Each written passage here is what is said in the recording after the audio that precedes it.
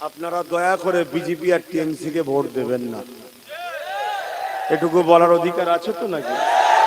আমার বাপ, আমার ভাই, আমার মা, আমার আপনজনকে বলতে পারি তো? আর আমাকে আপন বলে ভালোবাসেন, একটু হাত তুলে দেখেন। আপনাদেরকে আমি দয়া করে বলি, কেন বলছি? যদি এদেরকে ভোট দেন ঈমান চলে যাবে। কেন? এরা জালিম, এরা মসজিদ মাদ্রাসা কোরআনের বিরুদ্ধে, এরা দিন ইসলামের বিরুদ্ধে কাজ করছে এখন, আগে ছিল না। বিজেপি আগাগোড়াই রয়েছে, টিএমসি আগে ছিল না কিন্তু এখন করছে।